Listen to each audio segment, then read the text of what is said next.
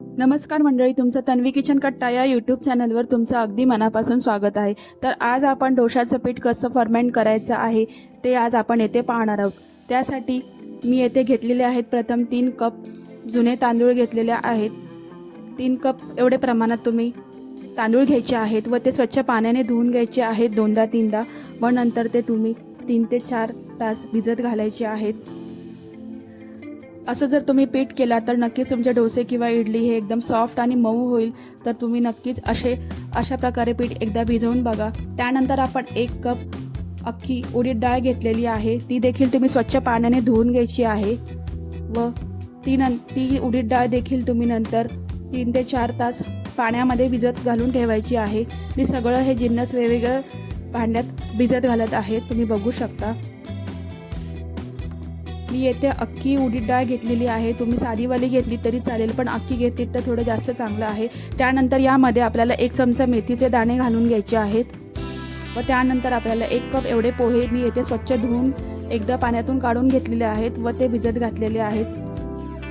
हे मिश्रण आपल्याला 3 ते 4 तास भिजत घालायचं आहे, साईडला ठेवायचं आहे।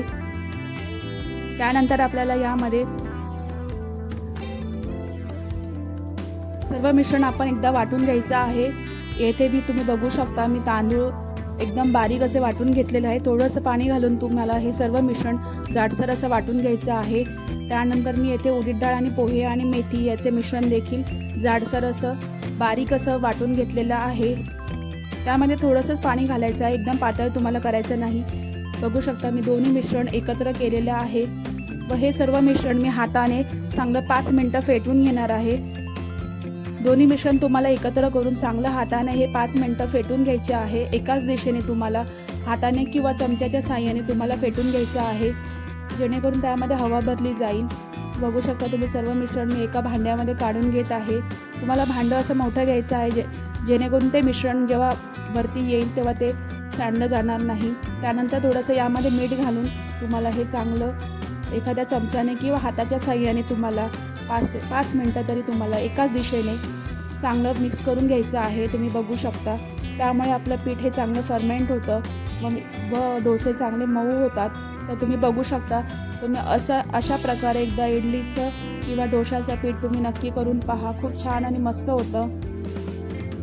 अशाच साहाय्याने तुम्ही एकाच दिशेने 5 मिनिटं तरी तुम्हाला ते पीठ हे चांगलं फेटून घ्यायचं आहे। नंतर तुम्हाला हे पीठ परत रात्री झाकून ठेवून सकाळी चेक करायचं आहे, तर ते पूर्ण चांगलं वरती असं येईल, म्हणजेच आपलं पीठ हे रेडी झालेलं आहे। म्हणजे चांगल्या प्रकारे आपलं पीठ हे फर्मेंट झालेलं आहे। तत्पूर्वी जर तुम्ही माझी व्हिडिओ कुठून बघत आहात मला नक्की कमेंट करून सांगा व व्हिडिओ आवडल्यास लाईक करा, शेअर करा व आपल्या नवीन चॅनलला सपोर्ट करा, सबस्क्राईब करा। बघू शकता आपलं फेटून झालेलं आहे। हे मी रात्रभर मिश्रण असंच ठेवणार आहे व सकाळी आपण उठून बघितलात तर बघू शकता तुम्ही आपलं पीठ हे कसं फर्मेंट झालेलं आहे, म्हणजेच वरती आलेलं आहे। त्यामुळे आपला डोसा देखील अतिशय सॉफ्ट असा होतो। बघू शकता पीठ कसं वरती आलेलं आहे, म्हणजेच आपलं डोस्याचं बॅटर हे एकदम परफेक्ट रेडी आहे। तर तुम्ही नक्कीच अशा प्रकारे एकदा पीठ बनवून पहा। व्हिडिओ आवडल्यास लाईक करा, शेअर करा व आपल्या नवीन चॅनलला सबस्क्राईब करा। स्वस्त रहा, मस्त रहा। बाय बाय, भेटूया नेक्स्ट व्हिडिओमध्ये। धन्यवाद।